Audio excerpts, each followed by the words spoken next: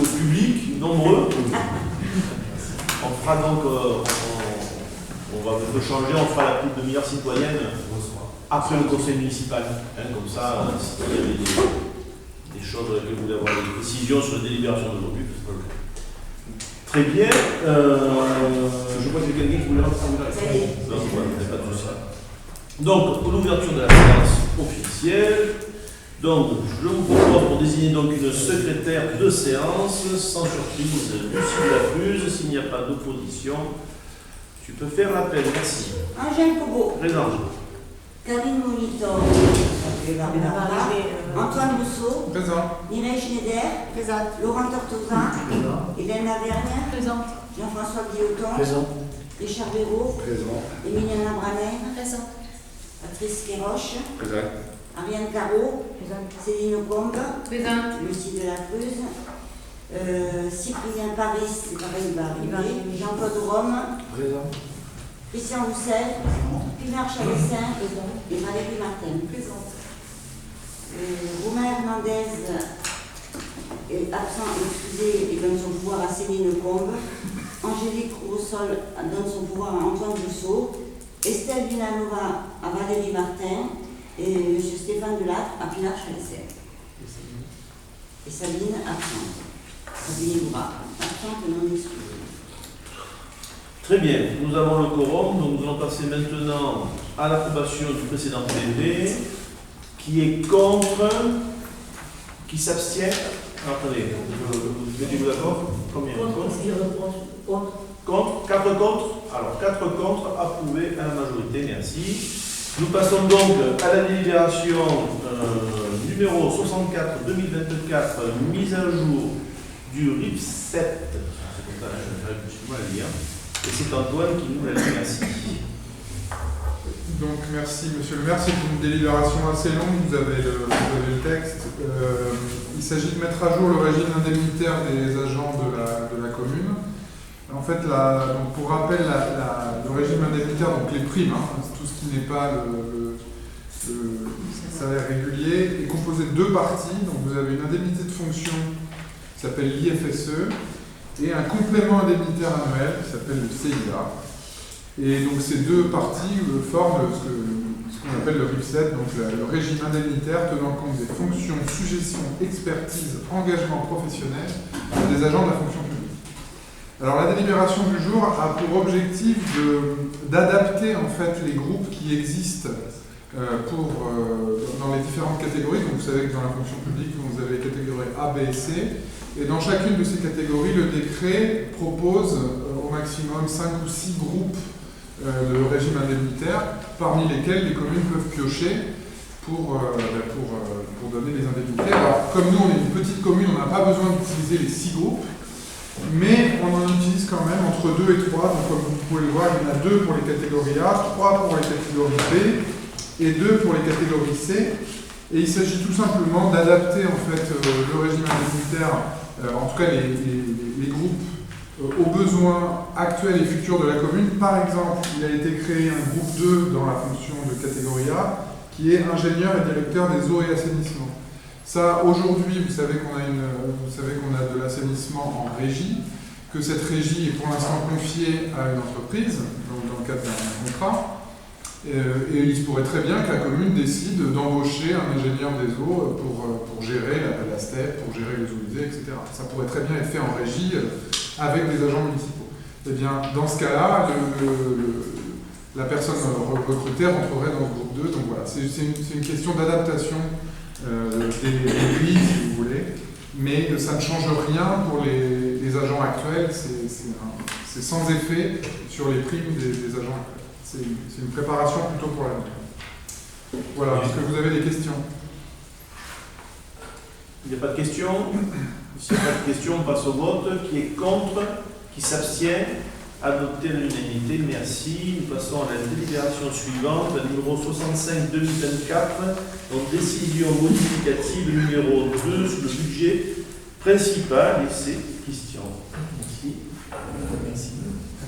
Donc il s'agit de régulariser une ligne budgétaire liée à la construction de l'école, de la nouvelle école. En effet, avant la mise en place de la nouvelle instruction comptable N57, on avait passé des écritures sur une ligne budgétaire, la 2315, et il nous est demandé maintenant, avec la M57, de la passer désormais sur une ligne 2312. Donc il n'y a qu'un article concerné à régulariser, et la modification s'établit de la façon suivante. Donc un seul chapitre, le chapitre 41. Donc dans les dépenses d'investissement, à l'article 2312, construction, 120 000 € en dépenses. Dans les recettes d'investissement, toujours au chapitre 041, mais à l'article 2315, installation matériel et outillage, donc 120 000. Donc au total, ça s'équilibre à hauteur de 120 000. C'est juste une régularisation d'une ligne comptable avec la nouvelle nomenclature. Très bien, merci. Y a-t-il des questions? Pas de questions, passons au vote. Qui est contre, qui s'abstient?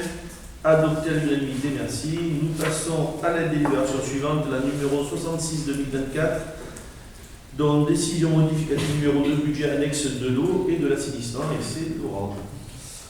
Donc pour cette délibération, il faudrait ajuster les montants de certaines dépenses et recettes prévues au budget annexe et assainissement de la commune. Donc on vous présente les modifications de prévision budgétaire à réaliser sur la section de fonctionnement. Suite à une révision du taux lié à l'emprunt numéro 54 92 296, contracté auprès de la Caisse des dépôts, donc on prend du chapitre 11 sur les fournitures non stockables, 6 000 € que l'on reverse au chapitre 66 pour les intérêts réguliers à l'échéance, on coûte 6 000 €. Y a-t-il des questions? Pas de questions, passons au vote. Qui est contre, qui s'abstient? Adopté à l'unanimité, merci. Nous passons donc à la délibération suivante, la numéro 67-2024, acquisition des parcelles A2947 et A2950. Et c'est donc Richard. Merci.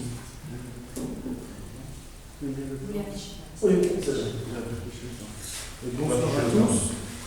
Alors, Madame Mélanie Droucourt est propriétaire des parcelles cadastrées section A 2947 et 2956 lieu Guy Liverna, 3250 au B, d'une surface de 1956 m². Ces parcelles se situant en zone AP du plan local d'urbanisme, le PLU, il est intéressant à ce titre de l'acquérir afin d'accroître la réserve foncière communale et préserver ainsi le territoire de la commune de B. Par courrier en date du 9 septembre 2024, la commune a proposé d'acquérir ces parcelles au prix de 1 € le m², soit un total de 1 956 €. Par courrier en date du 10 septembre 2024, Madame Mélanie Droucourt a accepté la proposition.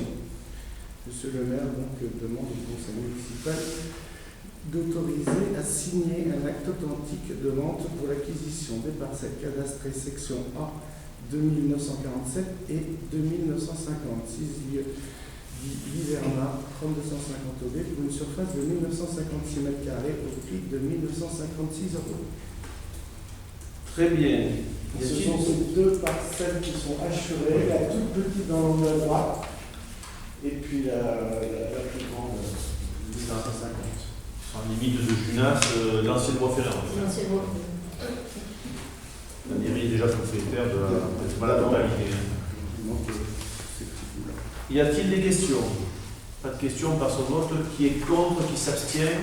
Adopté à l'unanimité, merci. Nous passons donc à la délibération suivante, la 68-2024, donc c'est la cession de la parcelle B 2889 et c'est Richard. Merci.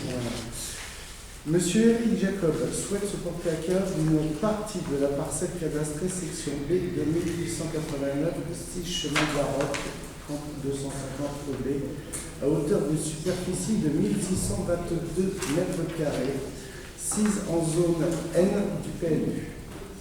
Les négociations ont permis d'aboutir à la proposition suivante. La parcelle sera cédée au prix de 5 € le m², soit 1 310 €.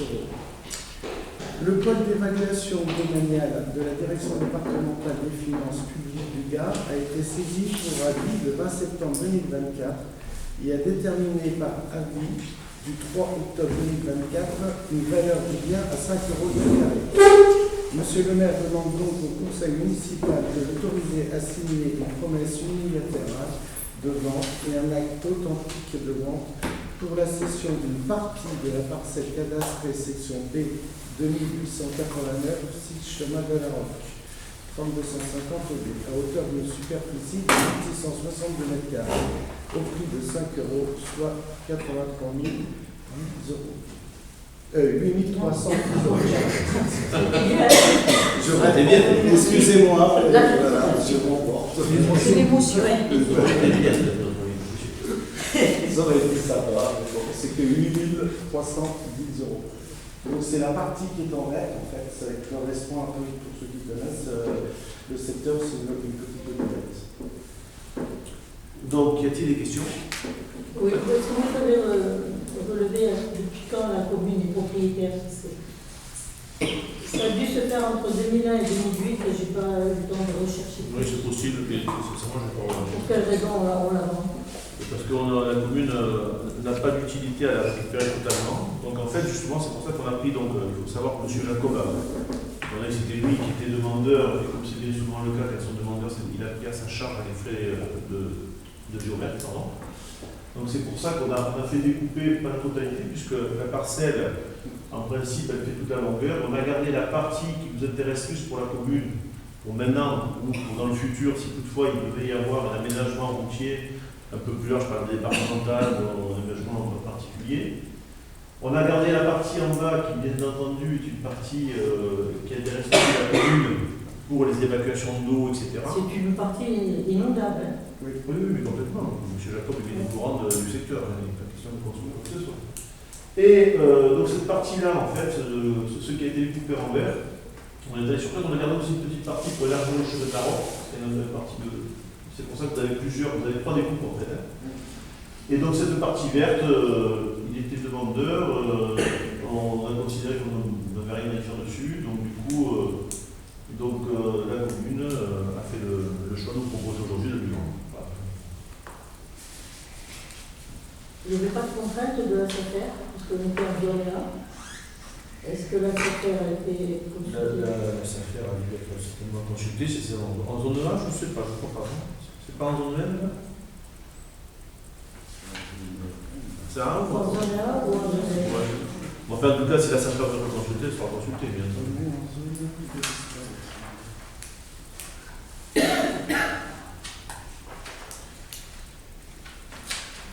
La SAFER sera consultée à partir du moment où le compromis sera signé. Comme c'est à chaque fois. D'autres questions? Je trouve que c'est dommage de se défaire de ce patrimoine à ce niveau-là. C'est votre façon de voir les choses. On n'a pas les mêmes. Très bien. Autre question, nous passons au vote. Qui est contre? Donc 4 contre. Adopté à la majorité, merci. Nous passons donc à la délibération suivante, la numéro 69-2024, cession d'une partie de la B 3410, et c'est Richard aussi. Monsieur Daniel Bonnemin souhaite se porter acquéreur d'une partie de la parcelle cadastrée section B 3410, 6 chemin de la Roque, 3250 arrivé en zone N du PLU, à hauteur d'une superficie de 496 mètres carrés. Cette parcelle communale étant limitrophe à leur propriété. La parcelle cadastrée section B 3410 est issue de la division de la parcelle cadastrée section B numéro 350, actuellement en cours de numérotation cadastre. Les négociations ont permis d'aboutir à la proposition suivante. La parcelle sera cédée au prix de 5 € le mètre carré, soit 2480 €. Le pôle d'évaluation domaniale de la direction départementale des finances publiques du Gard a été saisi pour avis le 5 novembre 2024 et a déterminé par avis du 7 novembre 2024 une valeur du bien à 5 € le mètre carré. Monsieur le maire demande donc au conseil municipal de l'autoriser à signer une promesse unilatérale de vente et un accord authentique de vente pour la cession d'une partie de la parcelle cadastrée section D 3410 6 chemin de la Roque 3250 B à hauteur d'une superficie de 496 m² au prix de 5 € le mètre carré, soit 2480 €. Très bien, merci. Y a-t-il des questions? Donc en fait, ça correspond à la partie qui est en bleu, là, sur le plan. Oui, en violet. Le bleu-violet, des 496 m², et nous conservons donc la partie en rouge, rose, de 162 m². On n'a pas de numéro pour ce. Il n'est pas encore arrivé. Pas pour l'instant, c'est pas arrivé.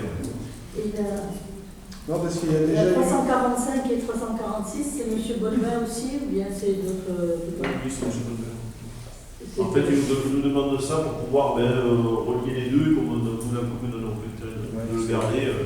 C'est pour ça qu'on a juste détaché la partie de 162 m², puisque c'est en bordure de chemin aussi, puisque c'est un endroit où si un jour il faut faire une voie de mousse ou élargir, on en aura besoin. Quand on reste, on n'en aura pas besoin, ce qui permet de rentrer aussi des finances à la commune. La 3411, elle est combien?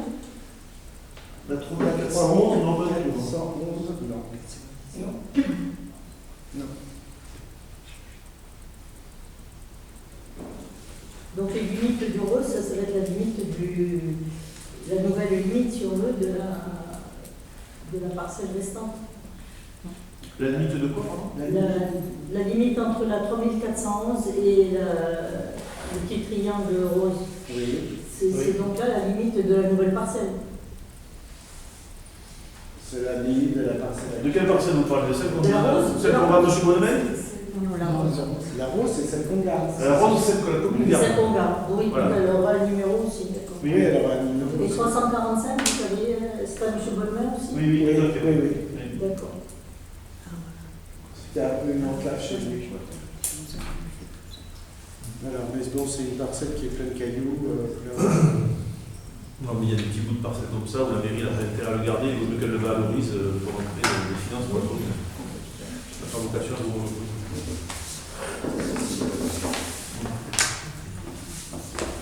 Très bien, il y a d'autres questions sur cette parcelle? Non, pas de questions, donc nous passons au vote. Qui est contre? Qui s'abstient? Alors, abstenir ou contre? 4 abstentions. 4 abstentions. Allez, adopté à la majorité, merci. Donc, l'ordre du jour, qui était très court, a été épuisé. Je vais donc vous lire les décisions. Alors, décision numéro 37. Défense des intérêts de la commune par Maître Merland dans le cadre de... Alors, attendez. Oh là là, c'est ça, oui, pardon, excusez-moi. Je commence déjà à 35. C'est moi qui suis dans le désordre, pardon. Allez, je m'y remets. On se remet dans l'ordre. Décision numéro 35. Donc, décision budgétaire numéro 1 portant sur le virement de crédit de chapitre à chapitre au sein de la même section d'investissement dans le budget principal de la commune. Alors, pour explication, on ne fait pas de délibération dessus, puisque depuis donc, la mise en place de la nomenclature comptable le M57 à compter du 1er janvier 2024, le maire peut procéder par décision à des mouvements de crédit de chapitre à chapitre pour des opérations réelles dans la limite de 7,5% des dépenses réelles. Suite à un remboursement anticipé d'un emprunt, on en avait déjà parlé dans un précédent conseil municipal, en date du 15 mai 2024, il a dû effectuer un virement de crédit de 44 000 € du chapitre 21 au chapitre 16. Donc c'est ce que je vous signale aujourd'hui. Donc nous avons passé 44 000 € donc, par rapport au montant initial de ce chapitre 21 que nous avions voté en 2024 d'ailleurs, qui était de 320 200, moins 44 000, donc il passe à 276 200. Et sur le chapitre 16, emprunt et dette assimilée, nous avions donc voté 234 600, on rajoute donc 44 000 €, ce sont les fameux 44 000 € qui servent à rembourser l'emprunt en question, et nous passons à 278 600. Décision numéro 36, donc avenant numéro 2 au marché relatif à la révision du PU. Donc pour rappel, donc ce marché de révision du PLU a été signée le 27/11/2020 avec le bureau d'études Verdi. Donc nous avons signé un avenant numéro 1 le 16 février 2024 pour des prestations supplémentaires. Et là, il s'agit de signer un avenant numéro 2 pour des prestations supplémentaires, donc une reprise du zonage règlement et OAP, reprise potentielle foncière et reprise du PADD. Tout ça pour un montant de 5 280 € TTC, portant donc le nouveau montant du marché à 49 878 €. Décision numéro 37, Tony, défense des intérêts de la commune par Maître Merland dans le cadre de la requête en appel déposée devant la Cour d'appel administrative de Toulouse.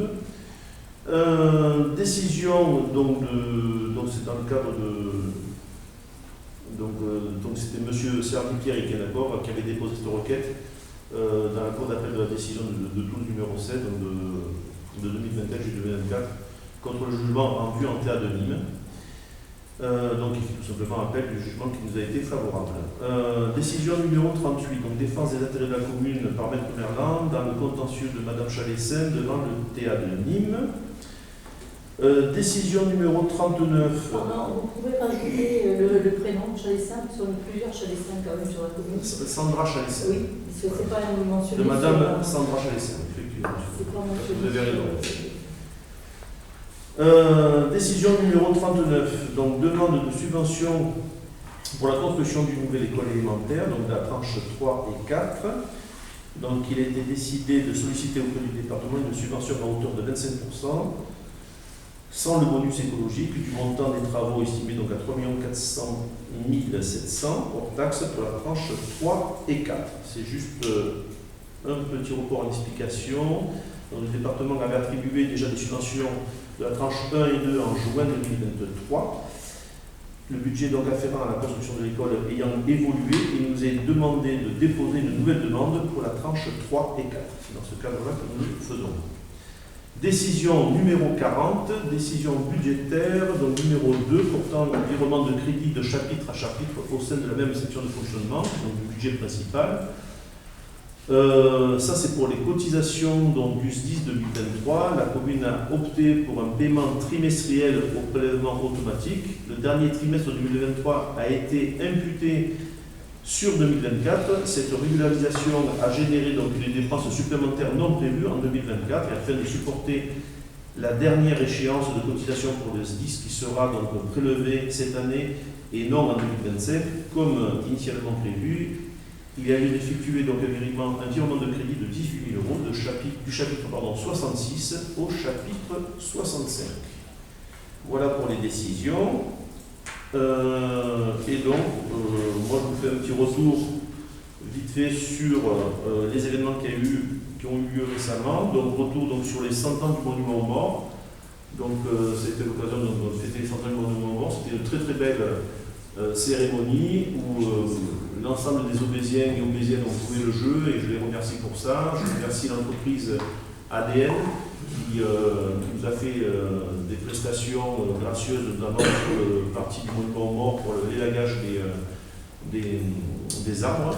La société donc Ciel Vert aussi qui travaille pour nous, qui nous a fait des prestations gracieuses pour, vous avez vu, le monument mort a été complètement blanchi, nettoyé, etc., ainsi que les plantations de fleurs qui est autour.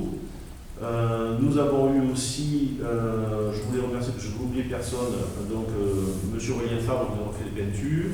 Je voulais remercier aussi tous les bénévoles qui ont été donc, des tréteaux du château qui ont fait ce spectacle avec Mme Prunac, M. William Gélis qui nous a aidés pour toutes les recherches qu'il y a eu, M. Francis Pêche, M. Bollard qui nous a fait l'exposition, M. Robert Soulier qui nous a fait aussi l'exposition sur Gaston Doumergue, parce que c'était les 100 ans aussi d'élection de Gaston Doumergue.